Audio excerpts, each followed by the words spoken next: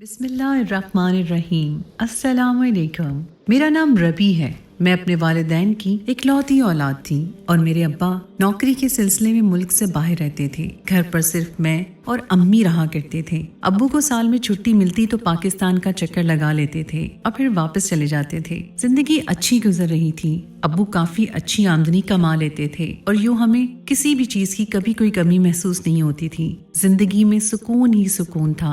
हर तरफ खुशियाँ ही खुशियाँ थी। मगर फिर न जाने किसकी बुरी नजर हमारी खुशियों को बर्बाद कर गई। अब्बू घर पर न होते थे, इसलिए बाहर के तमाम काम ज्यादातर अम्मी खुद ही किया करती थीं। अलबत्ता अब्बू के कुछ खास दोस्त अक्सर अपनी बीवी और बच्चों के साथ हमारे घर आ जाया करते थे। अगर कोई ऐसा काम होता जो अम्मी से ना हो पा रहा होता तो वो आकर कर दिया करते थे। अब्बू के तमाम दोस्त तकरीबन मुझे बहुत पसंद थे और वो सब मुझे अपनी बेटियों की तरह प्यार करते थे। अब्बू के उन दोस्तों में से एक दोस्त जिनका नाम काशिफ मियाँ था, उनका हमारे घर काफी आना जाना था। मुझे उनका यूं अपने घर ज्यादा आना जाना पसंद न था। अलबत्ता अब्बू के साथ उनके काफी गहरे ताल्लुकात थे। मुझे उनसे उलझन होती थी। मैंने कई बार अम्मी से बात की कि मुझे चचा काशिफ बिल्कुल पसंद नहीं है, उन्हें बोलिए कि वो हमारे घर ना आया करें। मगर अम्मी मेरी बातों को मजाक में डाल देती। वो हर रोज बहाने बहाने से हमारे घर आने लगे थे। अम्मी उनके साथ बैठकर खूब हंस हंस कर बात किया करती थी। मुझे अम्मी पर भी गुस्सा आता,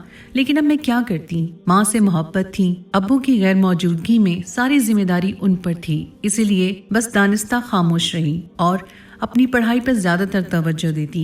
मेरे इम्तिहानात करीब थे, इसलिए बस दिन रात अपनी पढ़ाई पर तवज्जो रखती। बिलाखिर अल्लाह अल्लाह करके इम्तिहानात भी खत्म हो गए। दिन गुजरते जा रहे थे और मेरा रिजल्ट भी आने के करीब था। मैं चाहती थी कि इस बार अब्बू घर आएंगे और अब्बू की छुट्टी हो गई। वो पाकिस्तान आने लगे थे, मगर ऐन वक्त पर पता लगा कि इस बार नहीं आ रहे क्योंकि उनकी फर्म में कुछ जरूरी काम चल रहा था। मैं उनके न आने की खबर सुनकर खूब रोई थी। मुझे उनसे मिले तकरीबन 1 साल का अरसा बीत चुका था, मगर अब भी वो नहीं आए। नतीजे का दिन आया तो मैं बहुत दुखी थी।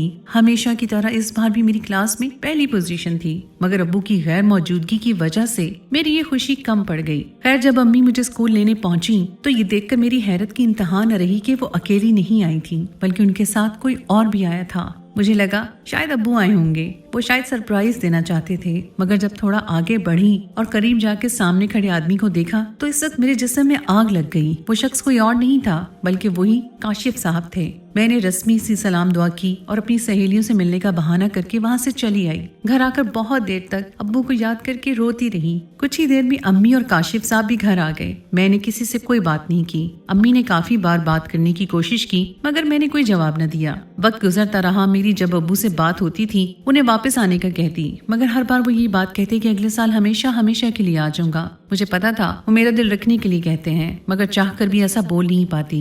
दूसरी तरफ अम्मी का ज्यादातर वक्त काशिफ मियाँ के साथ गुजरता। मुझे नहीं मालूम जितनी देर वो हमारे घर पे गुजारते अम्मी की जुबान पर काशिफ मियाँ ही रहता। वो अक्सर काशिफ मियाँ के साथ फोन पर बातें करती हुई भी नजर आती। मैंने 2 बार उन्हें रोका, मगर वो ना मानी तो मैं भी खामोश हो गई। खैर, अगले हफ्ते मेरी सालगिरह थी, मगर अब्बू नहीं आ रहे थे। मुझे इस बात का शदीद दुख कि पहली मर्तबा ऐसा हुआ था कि ना ही वो मेरे रिजल्ट पर यहाँ पहुँचे थे और ना ही मेरी सालगिरह पर। मैंने अम्मी से बोल दिया काशिफ मियाँ आए तो मैं केक नहीं काटूंगी, मगर उन्होंने मेरी बात नहीं मानी। और शाम को जब मेहमान आए तो काशिफ मियाँ VIP बनकर सोफे पर बराजमान हो गए थे। मुझे देखते रहे। मुस्कुराहट उनके चेहरे पर नमूदार हुई। यूं लग रहा था जैसे अम्मी पहले ही उन्हें इस बात से आगाह कर चुकी हों। सब मेहमानों के सामने मैं क्या कर सकती थी, इसलिए चुपचाप उन्हें बर्दाश्त करना पड़ा। केक काटकर कमरे में भाग गई और दरवाजा बंद कर दिया। थोड़ी देर बाद अम्मी और काशिफ भी मेरे पीछे पीछे चले आए। दरवाजे पर दस्तक हुई। ना चाहते हुए भी दरवाजा मुझे खोलना पड़ा। मुझको देखते ही काशिफ ने कहा, बेटा लगता है हमसे नाराज हो। हमसे क्या खतरा होगा, कुछ हमें भी तो पता चले। मैं खामोश रही और अपनी नजरें झुका ली। अंकल, मेरी तबीयत कुछ ठीक नहीं, इसलिए मैं कमरे में चली आई। फिर मैंने उन दोनों को वहाँ से जाने का कहा। वो भी खामोशी से चले गए। अब्बू को याद करती रही। रात होने लगी। मुझे अब्बू बहुत याद आने लगे। मेरा बुरा हाल होने लगा। मैंने दरवाजा खोला और दब्बे पाँव किचन की तरफ चली गई। खाना प्लेट में डालकर अपने कमरे की तरफ वापस आने लगी कि सामने अम्मी और काशिफ को एक साथ बैठे देख लिया। मुझे बहुत गुस्सा आया कि आखिर जब सब मेहमान مہمان چلے گئے ہیں تو یہ ابھی تک کیوں نہیں گئے؟ دل میں تجسس ہوا کہ ان کی باتیں سنوں، آخر کیا بات کر رہے ہیں۔ میں چپ کر دروازے کے پیچھے کھڑی ہو گئی اور کان لگا کر ان کی باتیں سننے لگی۔ کاشف میاں امی کے قریب بیٹھے بول رہے تھے کہ آج کالے سوٹ میں تم سچ میں قیامت ڈھا رہی تھیں۔ سب مہمانوں کی نظریں صرف تم پر ہی ٹکی ہوئی تھیں اور میں چاہ کر بھی کسی کو روک نہیں سکتا تھا، کیونکہ میں تو خود تم پر سے پلکیں ہٹا نہیں پا رہا تھا۔ کالا رنگ تم پر قسم سے بہت جچتا ہے۔ کاشف میاں کی یہی باتیں سن کر مجھے ان پر غصہ آتا تھا کہ کس قدر بے شرمی سے اپنے دوست کی بیوی کے ساتھ ایسی باتیں کر رہے تھے، جبکہ دوسری طرف سامنے بیٹھی میری ماں جو ان کی ہر بات انہیں ان کی حیثیت یاد دلاتی کہ میرے شوہر کے دوست ہو تم، اس کے بجائے الٹا مسکرا رہی تھی۔ میں نے جب یہ دیکھا تو میری آنکھیں بھر آئیں۔ میں نے غصے میں آ کر پلیٹ فرش پر دے ماری اور بھاگتی ہوئے اپنے کمرے میں آ گئی۔ امی نے مجھے دیکھا، وہ فوراً میرے پیچھے کمرے میں آئی، مگر تب تک میں نے اپنے کمرے کا دروازہ بند کر لیا۔ میں کافی دیر دروازہ بند کر کے روتی رہی، پھر نہ جانے کب مجھے نیند آ گئی۔ پتہ نہیں چلا کاشف میاں کب ہمارے گھر سے گئے، کسی بات کا کچھ پتہ نہیں تھا۔ اگلے دن امی نے آ کر مجھے گلے سے لگا لیا اور پیار کرنے لگی، مگر نہ جانے کیوں مجھے ان سے نفرت سی ہو گئی تھی۔ میں بچی تھی مگر اتنی بھی نہیں کہ کسی کی بات نہیں سمجھ سکتی تھی۔ امی میرے ابو کے ساتھ جو کر رہی تھی وہ میرے ابو کو دھوکہ دے رہی تھی، جبکہ وہ تو ان کے اور میرے آرام کی خاطر ہی ہم سے دور تھے۔ وہ جو کچھ کر رہے تھے ہمارے لیے کر رہے تھے تاکہ ہمیں کسی قسم کی کوئی کمی نہ ہو، کسی قسم کی پریشانی نہ ہو، مگر امی وہ ان کے پیٹھ پیچھے ان سے بے وفائی کر رہی تھی۔ خیر میں امی سے ناراض تھی مگر ان کے بار بار منانے پر مان گئی، اور ویسے بھی امی نے مجھ سے وعدہ کیا تھا کہ آئندہ وہ کاشف سے کبھی بات نہیں کریں گی اور نہ ہی انہیں گھر آنے دیں گی۔ میری خوشی کے لیے اتنا ہی کافی تھا، بس اس وجہ سے میں ایک بار پھر پہلے کی طرح ہنسی خوشی رہنے لگی۔ وقت گزرتا گیا، زندگی ایک بار پھر راہ راست پر آ چکی تھی۔ میں خوش تھی کہ سب کچھ ٹھیک ہو چکا ہے، مگر شاید میں غلط تھی۔ ایک دن اسکول میں میری اچانک طبیعت خراب ہو گئی۔ میری ٹیچر نے میری طبیعت بگڑتے دیکھ کر چپ چاپ خیر الدین کو فون کیا۔ چچا خیر الدین ہمارے اسکول کے وین ڈرائیور تھے۔ ٹیچر نے مجھے کہا چچا خیر الدین آ رہے ہیں، تم ان کے ساتھ گھر چلی جاؤ اور جا کر آرام کرو، کوئی دوا لے لو۔ تھوڑی دیر بعد چچا خیر الدین مجھے اسکول سے آ کر گھر لے گئے۔ گھر کے نزدیک مجھے اتار کر وہ چلے گئے۔ گھر کے مین گیٹ کی 2 چابیاں تھیں، ایک میرے پاس ہوتی تھی اور ایک امی کے پاس۔ گیٹ کھول کر میں اندر چلی آئی۔ مجھے عادت تھی کہ میں جب بھی گھر کے اندر داخل ہوتی تو اونچی آواز سے سلام کرتی تھی۔ جب قیام خلافت کا کوئی جواب نہ ملا، ادھر ادھر دیکھا تو کوئی نہ تھا، پھر سوچا شاید امی بازار گئی ہوں گی، پھر اوپر کی منزل پر اپنے پودوں کو دیکھ بھال کر رہی ہوں گی۔ امی کو باغبانی کا بڑا شوق تھا اور انہوں نے چھت پر بھی ایک چھوٹا سا باغیچہ بنا رکھا تھا۔ میں نے فریج سے جوس نکالا اور ٹی وی لگا کر لاؤنج میں بیٹھ کر جوس پینے لگی۔ کافی دیر گزر گئی مگر امی نہ آئی۔ میں نے سوچا اوپر جا کر دیکھتی ہوں۔ جب اوپر کی منزل پر گئی تو دائیں جانے والے کمرے کے نزدیک پہنچی تو مجھے اندر سے ہلکی ہلکی آوازیں سنائی دے رہی تھیں۔ غور کرنے پر اندازہ ہوا کہ امی اندر ہی ہیں، لیکن کس کے ساتھ؟ یہ ایک مردانہ آواز بھی تھی، اور ایسا کیسے ہو سکتا ہے میں پہچان نہ پاؤں؟ وہ کاشف کی آواز تھی۔ میرا اوپر کا سانس اوپر اور نیچے کا نیچے لٹک گیا۔ میں نے بھی سوچ لیا کہ آج اپنی امی کی اصلیت جان کر رہوں گی کہ آخر ان کے پیچھے کیا چل رہا ہے۔ میں کمرے کے بیرونی جانب پہنچی، پھر میں نے ایک کرسی لا کر رکھی، اس پر میں نے ایک سٹول رکھا۔ دراصل میں روشن دان سے جھانک کر دیکھنا چاہتی تھی کہ اندر کیا چل رہا ہے۔ میں ہانپتی کانپتی اوپر چڑھ گئی۔ جیسے ہی میں نے روشن دان سے گردن ڈال کر دیکھا، میری چیخ نکل گئی۔ میں نے جلدی سے گردن باہر نکالنا چاہی تو میرے سر کا اوپر والا حصہ روشن دان کے اوپر لگا۔ گھبراہٹ کی وجہ سے میرا پاؤں پھسلا اور میں زمین پر گر گئی، بے ہوش ہو گئی۔ جب آنکھ کھلی تو خود کو بستر پر پایا۔ امی میرے سامنے کھڑی تھی اور میرے پاس ایک ڈاکٹر امی کو تسلیاں دے رہا تھا۔ بازو اور سر پر کافی چوٹ لگی تھی۔ امی مجھ سے نظریں نہیں ملا پا رہی تھی، شاید وہ جانتی تھی میں نے ان کا جرم پکڑ لیا ہے۔ انہوں نے مجھ سے بات کرنے کی کوشش کی مگر میں نے ان سے کوئی بات نہیں کی اور نہ ہی ان کی کسی بات کا جواب دیا۔ اگلے چند روز مجھے شدید بخار رہا۔ امی بار بار مجھے بہانے سے بلاتی، میری تیمارداری میں لگی رہتی، لیکن جو میرے دل میں ان کے لیے محبت تھی وہ اب نہیں تھی۔ میرا بخار ٹھیک ہونے کا نام ہی نہیں لے رہا تھا، کیونکہ میں وہ اتنی بڑی بات کیسے برداشت کر سکتی تھی۔ امی نے جب میری خراب حالت کو دیکھا، ابو کو جلد سے جلد پاکستان آنے کا کہا، اور یوں اگلے کچھ دن میں ابو میرے پاس آ پہنچے۔ میں نے جیسے ہی ابو کو دیکھا ان کے گلے لگ کر خوب روئی۔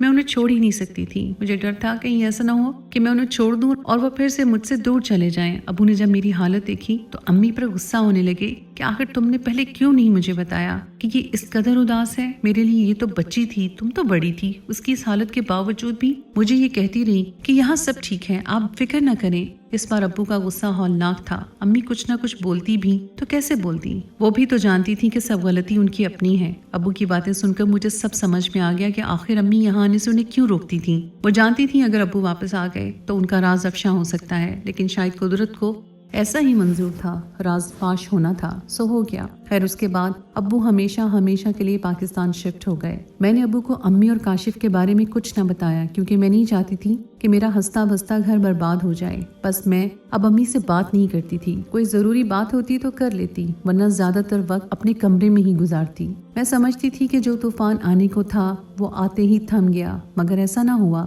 ابو کے واپس آنے کے بعد امی نے چند ماہ کے بعد ابو سے جھگڑے کرنے شروع کر دیے۔ امی شاید یہ سب پہلے سے ہی پلان کر کے بیٹھی ہوئی تھی۔ انہوں نے ابو کے آتے ہی خلا کا دعویٰ کر دیا اور انہوں نے یہ گھر چھوڑ دیا اور کاشف میاں کے گھر جا کر رہنے لگی۔ ابو کے تمام دوستوں کو پتہ چل گیا کہ میری امی اور کاشف میاں آپس میں سیٹ ہیں اور اس وجہ سے انہوں نے طلاق لے لی اور لوگ طرح طرح کی باتیں بنانے لگے۔ ابو پوری طرح ٹوٹ گئے تھے۔ خدا کا شکر ہے کہ میں اتنی بڑی اور سمجھدار تھی کہ میں نے اپنے ابو کو سنبھال لیا۔ گھر میں اب میں اور ابو ہی رہتے تھے۔ امی نے خلا لینے کے بعد تھوڑی دیر عدت پوری کی اور پھر ان سے شادی کر لی اور خوشی خوشی ان کے ساتھ رہنے لگے۔ میں نے ابو سے کہا آپ بھی دوسری شادی کر لیں، لیکن ابو نے سختی سے منع کر دیا اور کہا آج کے بعد اس بات کا ذکر کبھی نہ کرنا، کیونکہ ابو ابھی بھی امی سے بہت پیار کرتے تھے اور ان کو یاد کر کے اداس رہتے تھے۔ اب میرے ابو کی بس یہی خواہش تھی کہ میری جلدی سے شادی ہو جائے، لیکن میں آگے پڑھنا چاہتی تھی، لیکن ابو اکیلے پورے گھر کو نہیں سنبھال سکتے تھے۔ ابھی 1 سال ہی گزرا تھا کہ ابو نے اپنے ایک دوست کے بیٹے سے میری شادی کر دی اور میں ہر ہفتے اپنے ابو کو ملنے آتی۔ امی مجھے بہت یاد آتی، لیکن انہوں نے کبھی پلٹ کر ہماری خبر نہ لی۔